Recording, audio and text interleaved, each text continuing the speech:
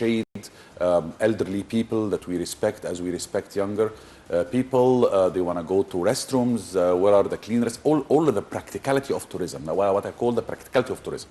It's nice to have monuments and history and culture, but it will be less enjoyable if you did not prepare that development or that renovation that you were talking about.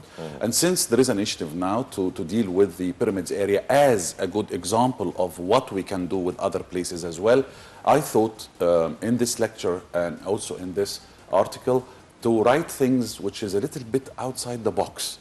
We need to think like that. And since we are not government, and since we are always on the ground, not in offices, so I can tell you clearly 5 or 6 points.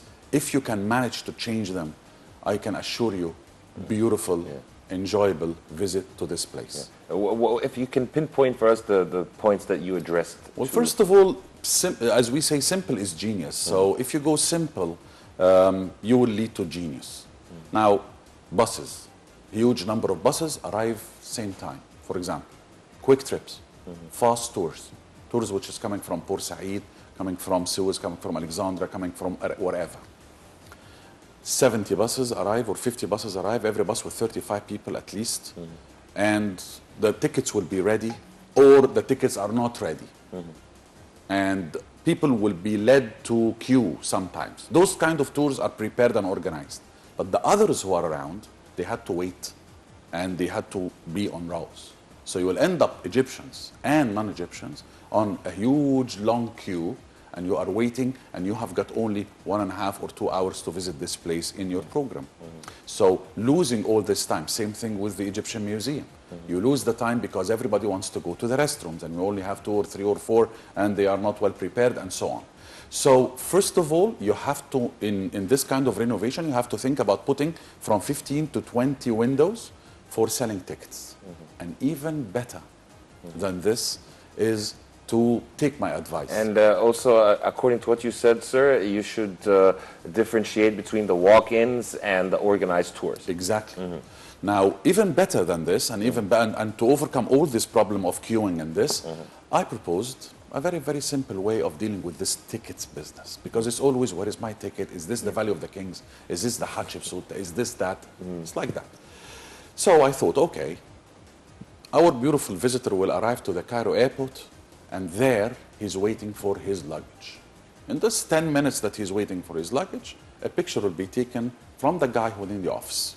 Put about 50 to 60 desks coming from the guys, the employees, very nice uniform, and a very big welcome with a smile. And we're going to take a picture of you guys, and we are going to get you to have a small card with a hologram. And will be put in a plastic with a beautiful piece of cloth made out of linen. It's the Egyptian linen, right? And the tourist will be wearing this as the pass to any and every monument. He will be paying for this. Exactly.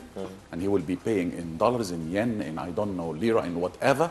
And he will be paid, accepted. And who is going to be responsible for this in the airport? This will be the Ministry of Tourism. And even if we made it possible to, supposedly, I mean, if we made it possible that he can purchase this card online, it would be even better. Even better. What I'm trying to say with that hologram business is that we are overcoming the problem of maybe somebody trying to do something wrong, maybe you are faking it. So, right in front of us with our hologram and just like our IDs, and then you will be showing this every time. There will be a small machine in every temple. It will be like that. And this is going to be totally the responsibility of the Ministry of Tourism, because still we need a lot of more facilities in the airport. Exactly. But I believe it has to be in coordination with the Ministry of Antiquities. Oh, yes. All the time. That this bridge should be Actually, rebuilt. both of them, they have to. Okay. Yes. What is the second one? I'm with you. Number two is, we, in the cultural tourism, we are dealing with, most of the time, yes, we have young and everything, but we need also to deal with the elderly. The third generation. So, exactly. So our golden age needs three things. Needs shade. Everybody needs shade. And in the summer, you're always kind of tourism is down and this and that. Well, why don't you open the monuments at night? Where is the problem? We have Luxor Temple. Luxor Temple has been years. It's been illuminated by night. And people enjoy it thoroughly. And sometimes people in Luxor temple go at night and in the morning as well. So they can compare between both and take pictures by both, and both are beautiful. And sir, of course, you personally have asked the minister to do such ideas. What's the problem with the Ministry of Antiquities, or what would their reply be if they were asked to open the monuments at night? Oh, we'll be more than happy. I think they will be more than happy. I think basically it will be secure. I think the Giza Pyramids Plateau, maybe it is the only one that is not that open at night, actually. I remember in Luxor and Aswan, still you can visit some of the monuments at night, but still, you think it has to do with security measures? I think it, yes. I think it is dealing with security. It is only for the sound and light, actually. Yes. And since it is open for sound and light, so it should be... But why not? But this is limited for a certain place for the sound and light. And that's why, number two, you will have to have a path in the pyramids area. Eliminated path. Exactly. Yeah. You will have to put this path on the same card. Will be having a small chip which will have the maps of how to walk inside temples. And by this, if you don't have a tour guide with you, because not everybody will be able to afford a tour guide. So the person who's entering like that without any tour guide, he will be placing that in his inside it, whatever in his, I don't know, connected to his mobile or whatever, and he will be given where to go. One, this is gonna save him from being lost inside, because in Karnak temples, for example, you can get easily lost if you don't know the way. And that, not only that you're gonna be lost, this is gonna take from your enjoyment, because it's gonna take from your time. And if you're on a cruise, you know that cruises will put you under schedule. Very tight. If you're on land, fine, you'll you'll have all the time to spend. But if you are on a cruise, then one person can make the whole cruise kind of late and this and delayed and all of this. So this is number two. So shades, places for shades. Now, when you build something in the pyramids area or anywhere else, please, I will kiss the top of your head if you are the authority who's deciding this. Do not build it outside the whole environmental shaping of the place. Good example for that. This was what I'm going to ask you. It's going to be a challenge, because definitely we need something to preserve the environment. Exactly. You know, a good example for that is the Museum of the Solar Boat. Beautiful concept, of course, excellent concept. Showing it in this way, amazing, impressive. People get impressed. But you ask me, this building from outside looks like Star Wars. This has got nothing to do with the pyramids. The shape itself has got nothing to do with Egypt. Maybe we can design something that it is really not over the top. Exactly. And not over the top. Don't build me a temple.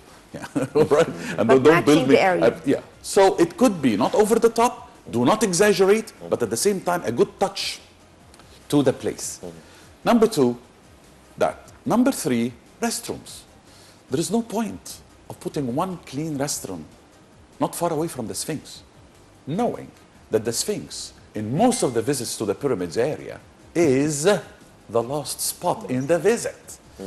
Because if you start from down there, from the Pyramid Street area, then you're going to fit Kufa, Kafra, Menkaura. If in front of Kafra, you're going to visit the solar boat and the panorama up at the top to get the three pyramids together, and then by the bus all the way down. If you're going to stop for a temple here or a tomb there, fine, and then down to the Valley Temple and the Sphinx Temple and the Sphinx. Then after this 1.5 or 2 hours, then you are allowed to go to the restroom. What? And then of course it's £2 entrance. And that's not the Minister of Antiquities, by the way. This is the Sotodo. This is the Sound and Light Show company that's taking care of this bathroom. Under whose authority? Sotodo. So it's like the Sound and Light, Sound and Lumiere. So at the Sound and Lumiere show, you are supposed to give the guy there who's working for the Sound and Lumiere or the Sound and Light 2 Egyptian pounds. Who's got 2 Egyptian pounds? I mean, who's the genius? I mean, nobody's. You don't have 2 Egyptian pounds in your pocket now.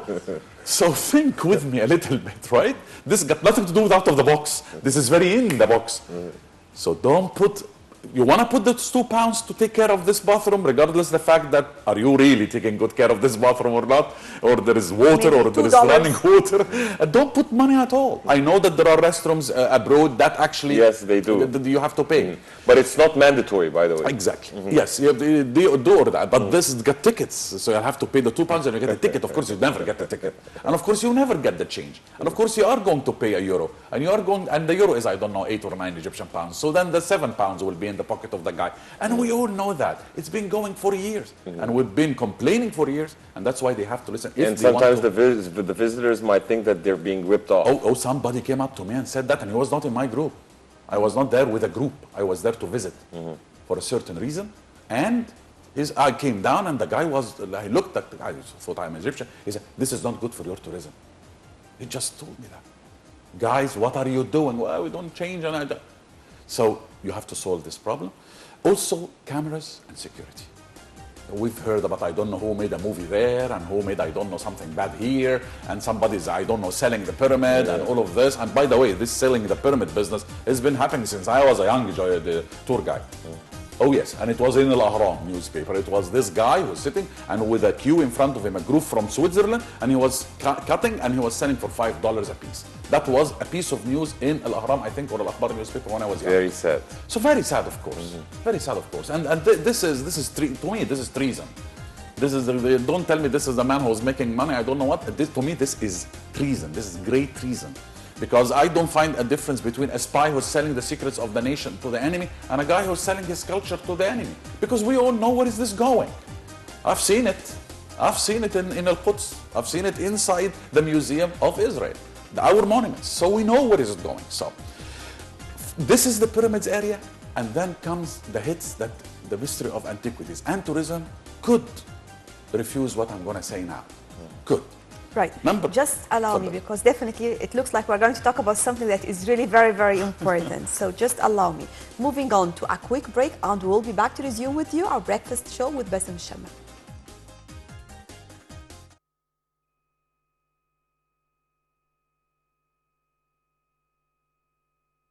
In the beginning there was the sun, and the sun gazed upon a land, and chose it from among the others.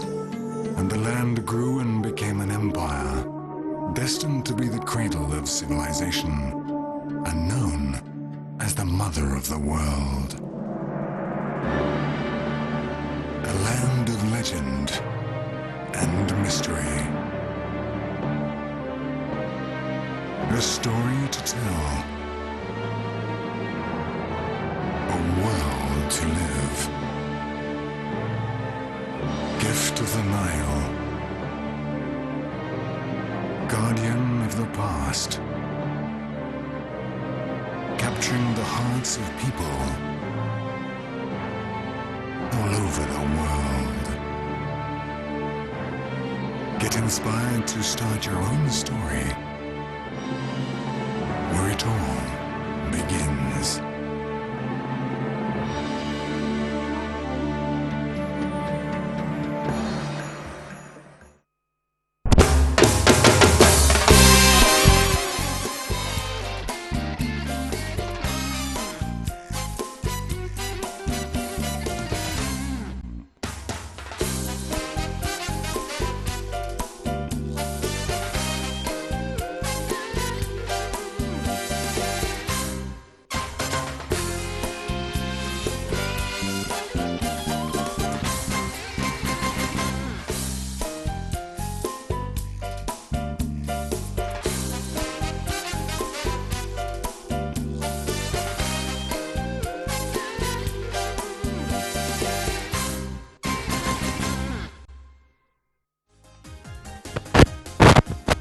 Welcome back, dear viewers. Thank you so much for staying with us. So we're still continuing our very interesting discussion and interview with Bassam Shammaa, historian and lecturer in Egyptology. So there was a very important point that you were about to tackle before we go for a short break. If you can please resume your... We were talking about the pyramids, and we were talking about how we can kind of make something new out of this place, make something clean out of this place, also to preserve our monuments, and that's important. The fight, the eternal fight, the eternal struggle between tourism and antiquities is, are tourists destroying antiquities, or whether the people of antiquities are working hard in the monuments and the excavations for the sake of tourists, for the tourists to come and visit. This is the eternal struggle, and it will never be solved, because here we'll tell you, yes, a great deal of destruction that happens when people enter in droves, because When talking about the pyramid, for example, those corridors, when you enter them, you are leaving there, precipitating on the walls a great deal of salt from your sweating and perspiration. Breath. And your breath, exactly. And that's what's happening in most of the monuments, if not all, because sometimes the monuments are closed and the ventilation shafts and the ventilation machines are not around, because the vibration will cause a great destruction to the monument. For example, take Tutankhamun's tomb number 62 in the Valley of the Kings. And when this Nicholas Reeves, right, came in with his amazing idea, and with him was the Minister of Antiquities, and I came the very same day and I said, guys, you should set a good example to us. What? Both of you, with the authorities, with the Egyptologists, with the media, not one person I saw wearing a mask. You should wear a mask. You are inside one of the most important chambers in the world. Even Reeves himself? Oh, the Reeves, the Mati, the people who are working for the Egyptian antiquities, media, flashes all None the way. of them. What? What? And we were... They did not see the model. Yeah. So they There you have to go. be So blamed. why are you asking the Egyptians not to, I don't know, do this and do that? He will tell you, well, our minister, the guy who is responsible, he is not wearing a mask. Well, wear a mask, Mr. Minister, please. And without please, you have to, right? And Nicholas Reeves is supposed to be. He's another question mark, this guy. Anyway, so what I'm trying to say is stop entering the inside of the pyramid. The outside, the area outside, no buses, no cars. Carts like that of Shara al-Mu'izz, Mu'izz Street, like the golf carts, with electricity. So vibration will be less with the big buses, and you will have to make this parking area for the bus at least 1.5 kilometers away if you want to preserve the place. Same thing with everything else. They did that with the Valley of the Kings. I remember. Yes. And we used to, in the old days, we used to actually park our buses Is the Valley, right at the head of Valley of the Kings more important or more significant than the pyramids? I would, you're asking me this question, and of course, if you do that, I will never tell you what monument is better than what monument, because I love them all. But importantly to the world, and more well-known, of course, is the pyramid. Of course, Tutankhamun, and I don't know, the Golden Mosque and all of this, of course, it's always... So how the most come there's famous. another area that is more preserved than the most important? You see what I mean? So, But in Cairo, things are different. oh yes. I believe so. Oh yes. Because we are talking about, whether you're talking about Luxor, Aswan, Upper Egypt in general, maybe it is a little bit much easier. More relaxed. Yes, and Yeah. you can control more than in Cairo, definitely. I'm trying to The say Giza we Pyramids have a big... Plateau has always been a controversial area, actually, You know, from all what is going on. The whole of Giza, to tell you the truth, because you are talking about Abu Sir. I mean, the area of Abu Sir has got pyramids. Important names, or what? Names of kings. Sahra, Nefer Irkara, places like in Abu Rawash, places like Dahshur, places like Abu Sir, near Saqqara. Now, these are the places you are telling me this is a huge desert. It's a big cemetery. Saqqara is very important. The step pyramid over there is of great importance. Yeah. And it's also a UNESCO place. So it's one of the places that the UNESCO is putting under is protected heritage. Well, the UNESCO is poor now and cannot spend money. We all know that. And I said that directly when they brought Palestine in. And I said, that's it, guys. No more money from Mother America. Let me move on to the next point, because I want to find out more about all the points before we conclude. The last point actually Yes. that I would make dealing with the pyramids is when we said not to make people enter, this is not going to take from their enjoyment, because I'm going to prepare outside in lecture halls. So we are going to make 5 or 6 lecture halls in every temple. And that I introduced to, for example, the governor of Aswan one day in this place. And I told him, do that in Abu Simbel before the sun rays. Because not everybody standing in front of the temple knows exactly what's going on. And why the 4th statue is not illuminated. So background information would be nice. Exactly. Now, of course, you are doing this, and of course for the Egyptians, and that's the last point that I would propose, and also that's another thing that the Minister of Finance is not going to be happy with me, is that I propose entrance of Egyptians to monuments are for free. Egyptians should visit their grandpas for free. When you visit your grandmother, Fridays, she opens, oh my dear, give me a kiss.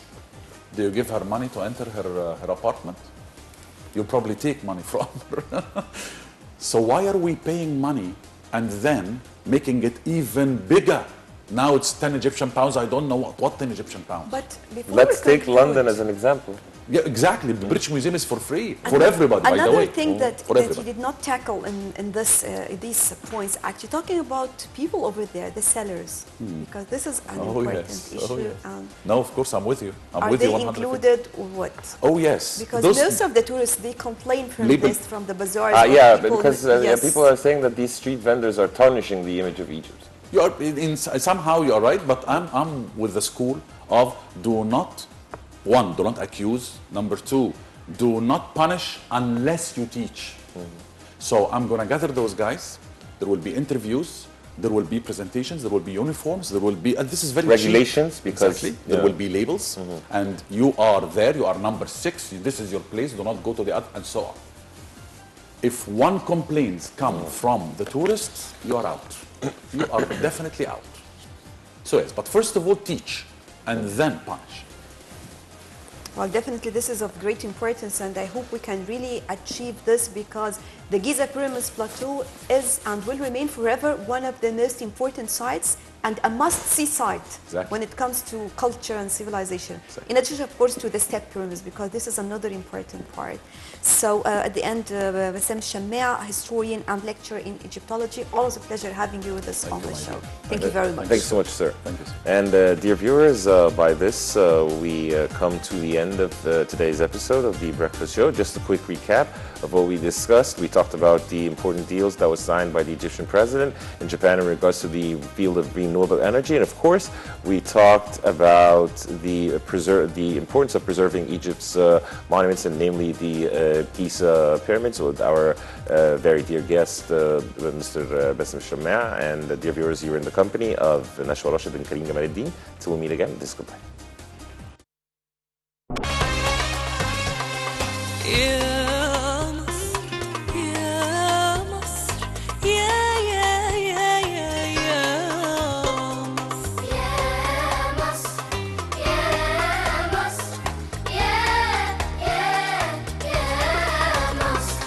يا مصر يا